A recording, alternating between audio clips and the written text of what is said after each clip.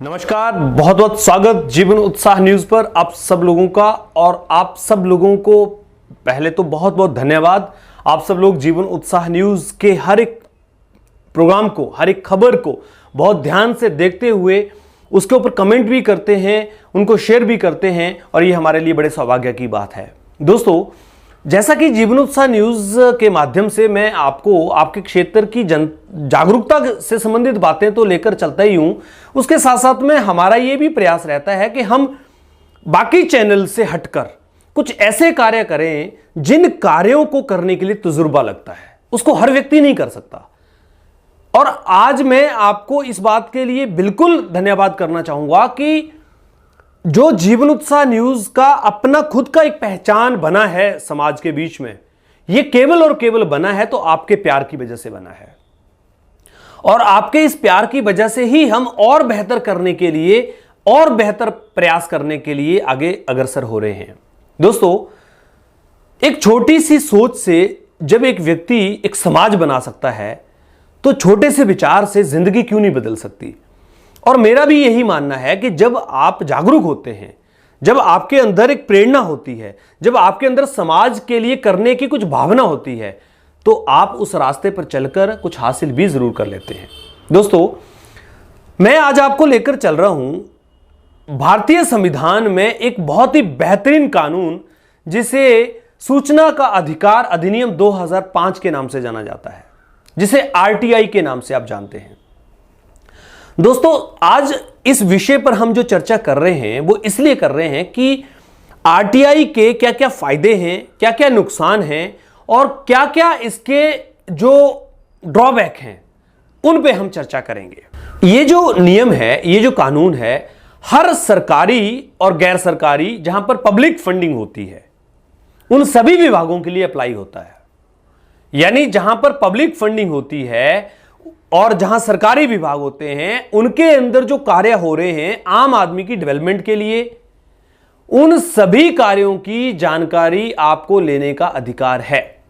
यानी किसी भी गांव में, किसी भी पंचायत में, किसी भी ब्लॉक में, किसी भी पीडब्ल्यूडी के ऑफिस में, किसी भी आईपीएस के विभाग में, किसी भी डिपार्टमेंट में अगर आपको कोई ऐसा कार्य लगता है जिसकी सूचना आपको चाहिए, तो आप इस एक्ट के माध्यम से, आपका अधिकार है, आप ले सकते हैं। इसका तरीका क्या होता है? एक सिंपल पेपर पे भी आप एक एप्लीकेशन बनाकर पीआईओ के नाम पे, जन संपर्क अधिकारी के नाम से बनाकर आप वहां जमा करा सकते हैं। 10 रुपए का एक पोस्टल ऑर्डर या फिर 10 रुपए कैश लेकर आप वहां पर इसकी सूचना के लिए अप्लाई कर सकते हैं। पर ध्यान रखिए, यहां पर आपके प्रश्न नहीं होने चाहिए। यहां पर आपके जो वहां पर कार्य हुए हैं, जो सूचनाएं हैं, उनकी जानकारी आप ले सकते हैं। मैं आपको एग्जांपल के माध्यम से पहले बताता हूं क्या। जैसे एक पंचायत में पूरे साल में 15 लाख रुपए पंचायत ने खर्च किए। अब आपको यह पता करना है कि पंचायत ने इस साल कितना पैसा कहां और कैसे खर्च किया, तो आप इसको लेकर एक आरटीआई फाइल कर सकते हैं। आप संबंधित पंचायत में दे सकते हैं या फिर ब्लॉक में दे सकते हैं कि साहब, हमें यह बताया जाए कि पिछले इस दौरान, इस समय से इस समय के बीच में इस पंचायत में किस किस तरह से पैसा खर्च किया गया है। ठीक, तो यहां पर आप जो सूचना है वो पूरी की पूरी ले सकते हैं कि इस पंचायत में इतना पैसा इस काम के लिए यहां खर्च किया गया है। अब आप इसमें आप ये भी पूछ सकते हैं कि इसमें जो मटेरियल लगाए गए हैं, अब पर्टिकुलर कौन कौन से काम हैं उनकी भी बात हो सकती है। अभी तो आपने पूरी पंचायत के सारे कार्यों के लिए पूछा, अब हो सकता है कि आपको पर्टिकुलर किसी एक कार्य के लिए पूछना हो कि इस कार्य के अंदर, मतलब हेड जो होता है, जब आपके पास पूरी सूचना आ जाएगी तो उस सूचना में से जिसकी आपको जानकारी है तो वो भी ले सकते हैं कि इस हेड में जो रास्ता यहां से यहां तक बना है, उसके अंदर जो बिल लगाए गए हैं वो बिल किस चीज के लगाए गए हैं, यानी उसके बिल की कॉपी दी जाए, है ना। तो यहां पर उसने क्रशर के बिल लगाए हैं और उसने लगाई रोड़ी है वहां पर खड़ की उठाकर, तो ये देखिए एक बड़ा चैलेंज आएगा। इस तरह की सूचनाओं के लिए आरटीआई होती है। लेकिन मैं अब आरटीआई का दूसरा पहलू बता रहा हूं, वो ये है कि जब भी आप आरटीआई फाइल करते हैं तो आपके ऊपर कहीं ना कहीं प्रेशर आ जाता है, कहीं ना कहीं किसी न किसी अधिकारी का, किसी न किसी कर्मचारी का या फिर जिस व्यक्ति के खिलाफ आरटीआई लगी होती है, क्योंकि वो जो उसका प्रतिनिधि होता है, उस व्यक्ति का कहीं ना कहीं आपके ऊपर दबाव आ जाता है। अब ये दबाव क्यों आता है, मेरा पॉइंट उसको समझाना है। जब आप आरटीआई फाइल करते हैं तो ऐसे में नियम यह कहता है कि कोई भी अधिकारी कर्मचारी आरटीआई फाइल करने वाले की सूचना कहीं भी नहीं देगा। इसका अर्थ यह है कि आपने आरटीआई फाइल की है, इसकी सूचना किसी को भी नहीं होनी चाहिए, लेकिन यह सूचना पहले दिन ही अधिकारी कर्मचारी जिनके पास आरटीआई फाइल होती है वो उठाकर संबंधित व्यक्ति को कॉल करके या किसी न किसी माध्यम से बता देते हैं कि तेरे खिलाफ एक आरटीआई आई है। अब ऐसे में जब आरटीआई आई होगी और आरटीआई में उसको डर लगेगा, क्योंकि उसने कोई ना गलत किया होगा तो ही डर लगेगा, अगर सही किया होगा तो उसको कोई फर्क नहीं पड़ेगा, क्यों सूचना मांगी है तो मांगना अधिकार है। लेकिन जब गलत व्यक्ति होगा उसको मिर्ची लग जाएगी और वह व्यक्ति आपके पास किसी न किसी तरीके से अप्रोच करेगा, चाहे वो टेलीफोनिकली या फिर किसी व्यक्ति के माध्यम से, और आपको वो बहलाने फुसलाने का, डराने धमकाने का, खरीदने फरोखने का सारा काम करने का प्रयास करेगा। अब तीसरा जो पहलू यहां पर आता है वो ये आता है कि लोग आरटीआई कानून का नाजायज फायदा भी उठाते हैं। वो कैसे कि जैसे ही उसके पास उस प्रतिनिधि ने अप्रोच किया कि भाई आप शांत हो जाओ और आपकी समस्या क्या है आप बताओ, तो वो बताएगा, वो अपना काम अगर कोई बता देगा तो प्रधान फटाफट उसका काम करा देगा या प्रतिनिधि फटाफट उसका कोई काम करा देगा कि जान बचे मेरी।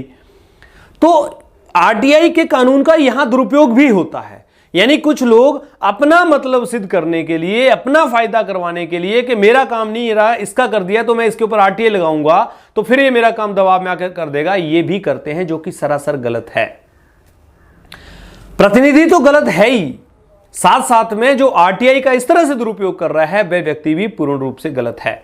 अब बहुत सारे लोग यहां पर ऐसे भी होते हैं जो पैसे का डिमांड कर देते हैं कि हां मुझे इतने पैसे दे दो तो मैं तुम्हारे खिलाफ आगे कंप्लेंट, क्योंकि RTI is not a complaint, RTI तो केवल एक सूचना है।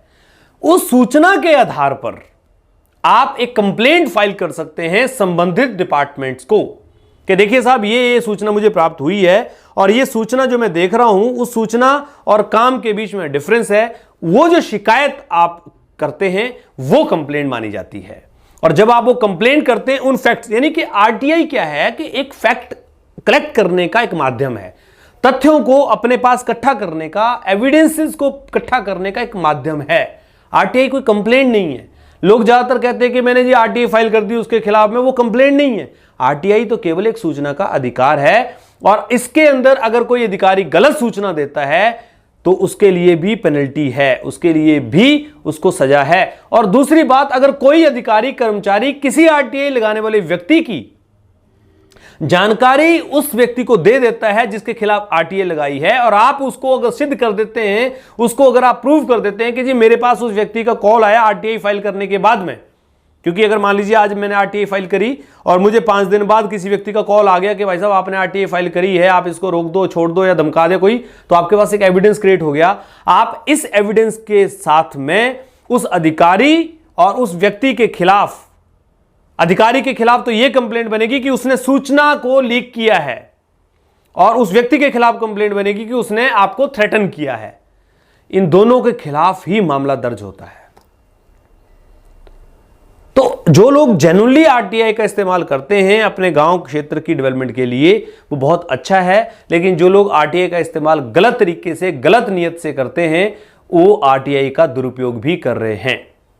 तो ऐसे में आप सब लोगों को जागरूक हो जाना चाहिए कि आरटीआई कानून हमारे फायदे के लिए बना है। गांव के अंदर जो समस्याएं हैं अगर उनका समाधान करने के लिए आपने कहीं आरटीआई फाइल करी है तो बहुत अच्छी बात है, उसको लेकर आप शिकायत भी करें, आगे बढ़ें और उस शिकायत को आगे ले जाकर अधिकारियों के साथ में खड़े हो जाएं कि इस काम के बारे में ऐसा किया जाए, परंतु आप इसका दुरुपयोग ना करें, क्योंकि दुरुपयोग करने की वजह से हमारे कानून लचीले हो जाते हैं और कहीं ना कहीं गलत लोग बच जाते हैं।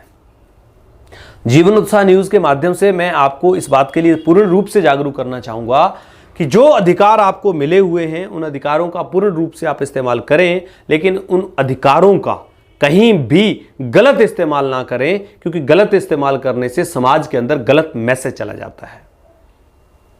इसलिए आरटीआई कानून जहां फायदे देता है वहां नुकसान भी देता है, और इसके साथ साथ में जेन्युइन जो लोग हैं उनके लिए भी चैलेंज खड़ा हो जाता है, क्योंकि जेन्युइन लोग जब किसी इंफॉर्मेशन को कलेक्ट करने के बाद में उसको शिकायत करते हैं, उसको शिकायत लेकर आगे जाते हैं, तो उन लोगों को बहुत सारी धमकियां, थ्रेटन्स आते हैं, उन लोगों की जान का खतरा भी रहता है। मैं उन लोगों से यही कहूंगा कि आप कभी भी किसी व्यक्ति से डायरेक्टली ना मिलें। अगर कोई व्यक्ति आपसे मिलता है तो फोन के माध्यम से ही मिले और कॉल रिकॉर्ड रखें।